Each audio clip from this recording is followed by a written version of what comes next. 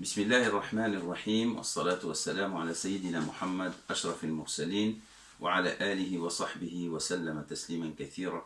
Mes chères sœurs, mes chers frères, Assalamu alaikum wa rahmatullahi ta'ala wa barakatuh. J'espère que vous portez bien, vous, vos proches, vos voisins et toutes vos connaissances. Nous nous retrouvons aujourd'hui, Inch'Allah, pour un autre vendredi du mois de Ramadan, le deuxième, qu'Allah subhanahu wa ta'ala nous fasse profiter de ce grand mois et qu'il nous permette d'apprendre ce qui nous est utile pour la suite de notre vie, Inch'Allah ta'ala. Nous commençons notre rappel par une invocation à l'ensemble de nos frères et sœurs, à leurs familles et à l'ensemble de tous ceux qui nous écoutent, qu'Allah subhanahu wa ta'ala nous couvre par sa miséricorde, qu'Allah subhanahu wa ta'ala nous protège contre toutes les maladies, qu'Allah subhanahu wa ta'ala nous protège contre tout mal dans ce monde, qu'il nous ouvre nos cœurs au bien et qu'il nous donne la force de faire le bien, Inch'Allah, par sa grâce et sa volonté, et qu'il nous fasse profiter de ce mois en degré d'excellence et de perfection morale et comportementale. Donc notre sujet d'aujourd'hui sera sur la solidarité et la fraternité pendant le mois de Ramadan. Pendant le mois de Ramadan, on a bien compris que tout ce que nous faisons pendant le mois de Ramadan, c'est un apprentissage et c'est un entraînement pour la suite. Donc, il faut qu'on se découvre, Inch'Allah, qu'on découvre le meilleur de ce que nous sommes, de ce qu'on peut faire pendant cette période. Qu'Allah nous aide à voir les choses de manière claire et qu'il nous aide à tirer les meilleures des conclusions. Notre prophète, Muhammad alayhi salatu wassalam, comme il est décrit dans les différents textes, était un homme extrêmement généreux. Et comme le décrivait son épouse Khadija, radiyallahu anha, elle disait qu'il était l'homme le plus généreux, qu'il était l'homme auprès de qui les gens trouvaient refuge, que les faibles trouvaient de l'aide et que les gens qui ont besoin de soutien trouvent le soutien, comme le disait Khadija dans son témoignage à propos du prophète alayhi salatu wassalam. Aussi, il est rapporté que notre cher prophète sallallahu alayhi wa sallam, lui qui était l'homme le plus généreux, l'était encore plus, davantage pendant Ramadan. Il est rapporté ce qui suit: Kana Rasulullah sallallahu alayhi wa sallam ajwad an-nas. Le prophète sallallahu alayhi wa sallam était l'homme le plus généreux. La générosité, vous savez, c'est le fait de donner sans qu'on soit, sans que nous soyons questionnés, sans qu'on nous le demande. C'est une grandeur d'âme, c'est une grandeur du comportement qui fait que l'être humain donne sans qu'il soit questionné ou demandé. Et il l'était encore plus pendant le mois de Ramadan lorsqu'il rencontrait Jibril alayhi salam, حين يلقاه جبريل وكان يلقاه في كل ليلة من رمضان فيدارسه القرآن. Et cette rencontre avec Jibril se faisait, Jibril, l'ange Gabriel, se faisait toutes les nuits de Ramadan, un moment pendant lequel il étudiait le Coran avec lui. فالرسول صلى الله عليه وسلم أجود بالخير من الريح المرسلة. Donc Rasulullah sallallahu alayhi wa sallam, pendant ce temps-là de Ramadan, il était encore plus généreux que le vent, comme le dit ce hadith rapporté par Ibn Abbas. Il est rapporté aussi dans d'autres variantes et d'autres versions dans le même sens. Donc c'est le sens de la générosité qui est une expression qui c'est vraiment la chose qui fonde l'intérêt que nous accordons à l'autre, à la souffrance de l'autre, à la difficulté de l'autre, aux besoins de l'autre, comme nous le verrons un peu plus loin, Inch'Allah ta'ala. Donc c'est par excellence l'un des signes forts du mois de Ramadan qui est la générosité, la solidarité et la fraternité entre les hommes. Cette générosité ne se résume pas dans une seule forme, même si la générosité en termes financiers est l'un des aspects les plus importants, mais la générosité ne se résume pas uniquement dans une solidarité matérielle ou tangible, concrète en termes financiers. C'est toute forme de solidarité et de soutien que pourrait exprimer l'être humain envers ses prochains. Il y a un hadith du prophète alayhi salatu wassalam, qui est rapporté par son compagnon Abu Huraira, et dans lequel il dit alayhi salatu wassalam, que les prières et les saluts d'Allah soient sur lui. من نفس عن مؤمن كربة من كرب الدنيا فنفس الله عنه كربة من كرب يوم القيامة. Celui qui soulage la souffrance d'un croyant à propos d'une difficulté de ce monde ici-bas, Allah lui soulage une souffrance dans l'au-delà. Donc on peut imaginer la difficulté du jour du jugement et la difficulté dont chacun d'entre nous affrontera. Et là, ce qui va sortir, ce qui va nous aider, ce sont ces efforts que nous avons déployés pour aider quelqu'un. وَمَنْ يَسَّرَ عَلَى مُعْسِرٍ يَسَّرَ اللَّهُ عَلَيْهِ فِي الدُّنْيَا وَالْآخِرَةِ. Et celui qui facilite quelque chose à quelqu'un, la réalisation de quelque chose à quelqu'un, Allah lui facilite les choses ici-bas et dans l'au-delà, pareil, comme dit Rasulullah sallallahu alayhi wa sallam. Et la facilitation, le taysir, pareil, il peut être d'ordre financier, comme il peut être d'ordre moral, comme il peut être un soutien de toutes sortes. وَمَنْ سَتَرَ مُسْلِمًا سَتَرَهُ اللَّهُ فِي الدُّنْيَا وَالْآخِرَةِ. Et celui qui couvre les défauts de quelqu'un, qui divulgue pas ses faiblesses, qui dit pas du mal de lui, Allah subhanahu wa ta'ala aussi lui couvre ses faiblesses le jour dernier et ici-bas, dans ce monde ici-bas. Wallahu fi auni al-abdi ma kana al-abdu fi auni akhi. Et Allah est au soutien de son serviteur tant que l'homme est au soutien de son frère. Donc on s'arrête à ce niveau-là, dans ce hadith, parce qu'il évoque d'autres éléments. Donc vous voyez bien l'importance de la solidarité et du soutien comme expression de la foi en général, comme expression de l'état du jeûne, quand on est en état de jeûne et quand on cherche à se perfectionner et à embellir et à améliorer notre comportement. Toutes sortes de solidarité, toutes sortes de biens est demandé en général, et plus particulièrement comme l'a montré le hadith à propos du prophète sallallahu alayhi wa sallam pendant ces jours bénis. Alors, l'homme croyant, par définition, il doit penser aux autres. Yani, il n'est pas un être égoïste. Donc il a cet intérêt qu'il accorde à tout le monde et il cherche à aider les gens. Yani, il n'attend pas qu'on vienne le solliciter. Au contraire, il cherche à être présent quand il le faut et quand on a besoin de lui. Le prophète sallallahu alayhi wa sallam disait aussi dans un autre hadith, dans une autre citation, il disait ليس المؤمن الذي يشبع وجاره جائع إلى جنبه. Le vrai croyant, ce n'est pas du type ou le type qui se rassasie, qui mange à sa faim alors qu'il y a quelqu'un qui a faim à ses côtés, un voisin ou quelqu'un d'autre, quelle que soit la distance, qu'il y ait des gens dans la faim qui n'ont pas de quoi manger alors que le croyant remplit son ventre, et des fois dans l'excès, ceci n'étant pas du tout un signe de foi, comme disait Rasulullah sallallahu alayhi wa sallam. L'autre hadith que vous connaissez tous, لا يؤمن أحدكم حتى يحب لأخيه ما يحب لنفسه. Donc nul n'aura la foi tant qu'il n'aime pas, tant qu'il ne cherche pas à partager le bien qu'il aime pour soi-même avec son frère. Donc c'est des expressions qui sont très claires donc, et qui sont percutantes. Et toute personne qui a vraiment la foi ne peut négliger ce que dit notre prophète sallallahu alayhi wa sallam. Et il disait aussi dans un autre hadith وَأَحِبَّ لِلنَّاسِ مَا تُحِبُّ لِنَفْسِكَ تَكُنْ مُسْلِمًا.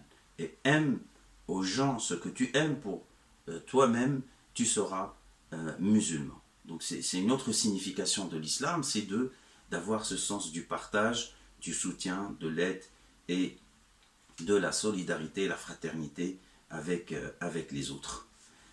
Plus particulièrement, parmi les œuvres, on a l'œuvre de la charité, du don matériel, de l'argent ou autre, qui permet aux gens de vivre, de surmonter les difficultés de la vie. Rasulullah sallallahu alayhi wa sallam a spécifié certaines choses qui sont en lien avec Ramadan, pour vous dire la symbolique de Ramadan et l'effet que doit avoir Ramadan concernant l'effort de solidarité et de fraternité.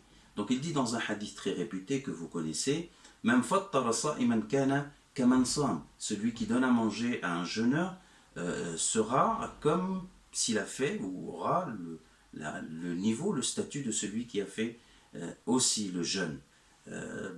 Donner à manger parce que Ramadan ne se passe pas de la même façon pour tout le monde. Il y a des gens qui sont dans la difficulté, qui n'ont pas les moyens, qui n'ont pas de ressources, carrément, où leurs ressources ne leur suffisent pas, ils sont dans le besoin, eux et leur famille. Donc, peut-être moi, toi, ou n'importe qui parmi nous, au moment de le Maghrib, il a, alhamdoulilah, ce qu'il faut pour manger, mais il y a d'autres personnes qui sont soucieux toute la journée d'avoir ou de ne pas avoir leur nourriture de fin de journée. Ou bien, ils sont en train d'attendre qu'on leur donne ou qu'on ne leur donne pas.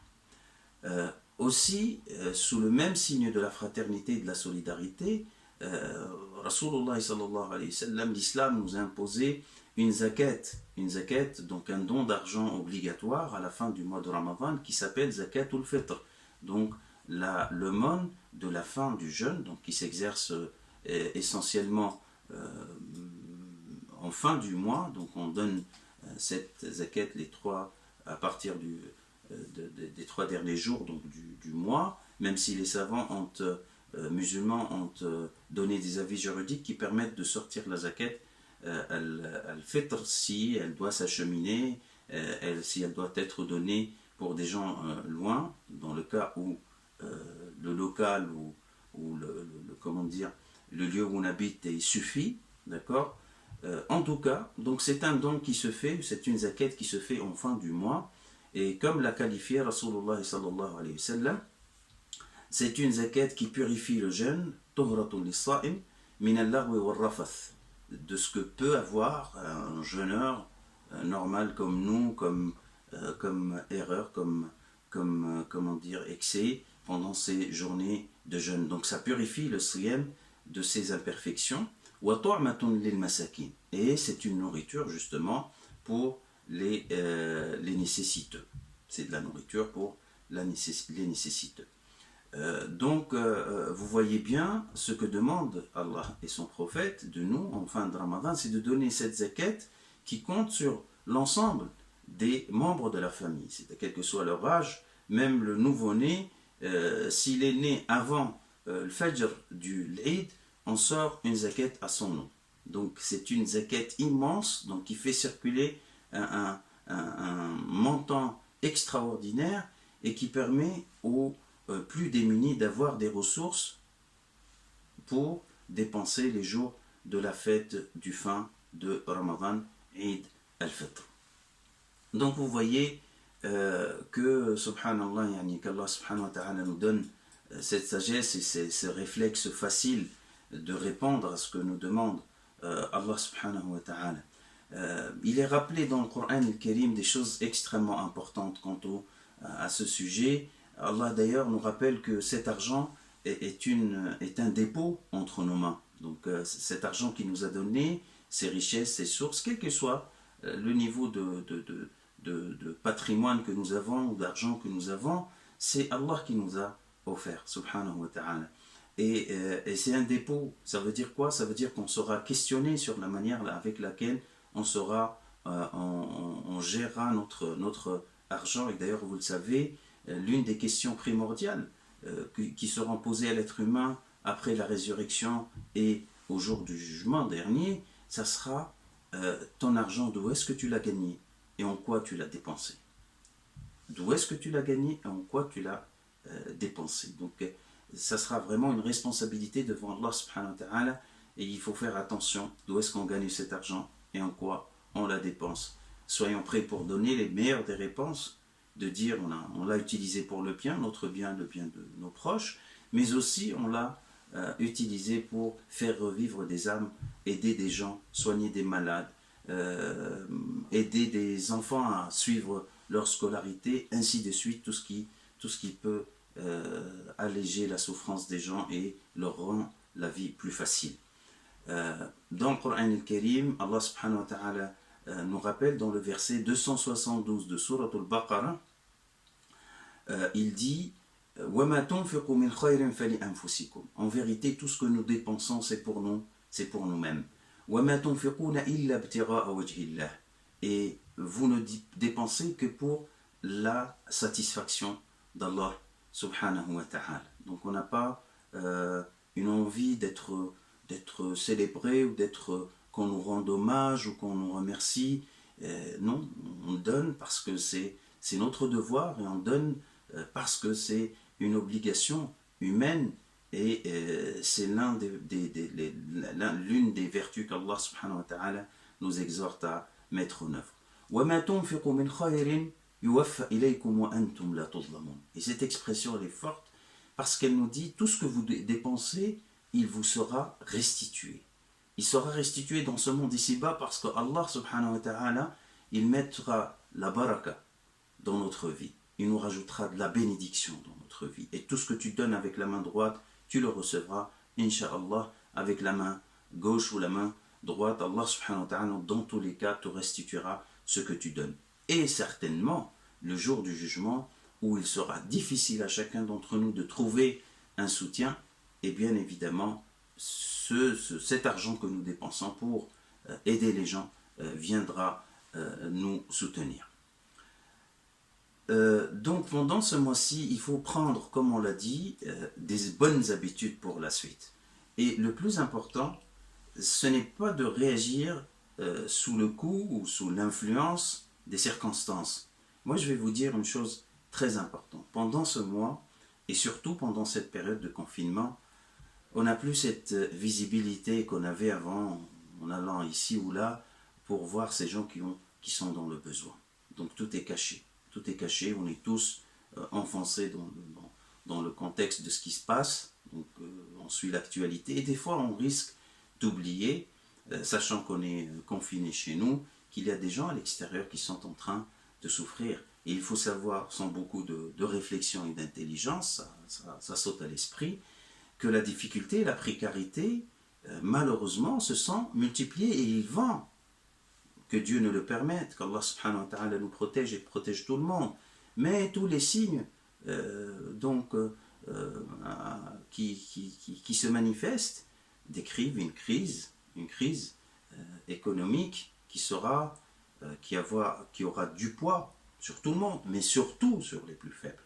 Et là, on doit vraiment se mobiliser, on doit réagir, on doit avoir ce réflexe rapide de penser aux plus faibles et aux plus démunis, plus que tout autre moment. Donc, comme dit Allah subhanahu wa ta'ala, فَلَقْتَحَمَ الْعَقَبَةِ وَمَا أَدْرَاكَ مَا الْعَقَبَةِ فَكُّ رَقَبَةٍ أَوْ إِطْعَامٌ فِي يَوْمٍ ذِي مَسْغَبَةٍ. L'une des plus grandes œuvres que pourrait faire l'être humain, c'est de nourrir en période de famine et en période de difficulté économique. Donc soyons vraiment attentifs. Et surtout la nourriture des gens, parce que c'est les choses basiques, la nourriture, le médicament, ce qu'on peut offrir comme moyen qui permet d'abriter ou de loger des gens qui sont sans abri. Rasulullah sallallahu alayhi wa sallam a été questionné par un homme. Su'ila Rasulullah sallallahu alayhi wa sallam ayyul islami khayr. Qu'est-ce qui est meilleur comme pratique dans l'islam? Qu'est-ce qui est meilleur donc comme pratique dans l'islam? قال رسول الله صلى الله عليه وسلم تطعم الطعام. Tu donnes à manger. Tu donnes à manger. Donc il ne faut pas trop chercher. Il y a des gestes qui sont simples, qui ne coûtent pas trop cher pour ceux qui ont les moyens, c'est de donner à manger aux gens. Deuxième chose, c'est de s'engager dans le long terme. D'accord? Donc on peut donner sur le coup, comme je l'ai dit, et c'est très très bien, c'est une bonne chose d'avoir ce réflexe instantané, mais vu que la difficulté elle est durable, elle ne se manifeste pas qu'en mois de Ramadan ou pendant la période de confinement ou pendant les mois très froids de l'hiver, quand on voit des milliers de sans-abri qui circulent devant nous, c'est quelque chose qui doit s'inscrire dans la durée. C'est pour ça, moi, j'invite tout le monde à avoir cet engagement, d'accord, d'avoir un don permanent, selon tes ressources. Et le plus important, ce n'est pas la quantité d'argent, le plus important, c'est de s'inscrire dans la durée. Quelque chose qui est minime, mais durable, est beaucoup plus meilleur que quelque chose d'énorme, mais ponctuel et qui s'arrête d'un coup. Aussi, le montant n'est pas le plus important. Tu donneras selon ce que tu pourras. Ça, c'est clair. Comme disait Rasulullah sallallahu alayhi wa sallam, sabaqa dirhamun dirhaman. Donc, un dirham était en avance par rapport à 2 dirhams. C'est-à-dire, un don d'un dirham était plus valeureux et avait plus de valeur que un don de 2 dirhams. Parce que un dirham est venu de quelqu'un qui n'a pas obligatoirement les moyens. Les 2 dirhams sont venus peut-être de quelqu'un qui en a des milliers et des milliers. Donc c'est pas le montant. Décide-toi d'un montant au nom de toi-même, au nom de ta famille, et qu'il soit constant dans une œuvre de charité pour nourrir les gens, pour construire des habitations pour ceux qui ne sont pas logés, ici ou ailleurs, en France ou ailleurs, mais toujours la priorité, il faut penser à ceux qui sont plus proches, d'accord? Al-aqrabuna awla bil ma'ruf. Les plus proches sont plus, en plus droit à notre bienfaisance. Mais rien n'empêche que ça soit universel et à échelle plus étendue en termes de géographie. Donc, un petit prélèvement, quelque chose de constant, Inch'Allah, qui sera compté pour toi, pour ta famille, pour comme une aumône de très grande importance. Troisième chose, s'engager dans ce genre d'activité qui apporte aux gens le réconfort et le soutien.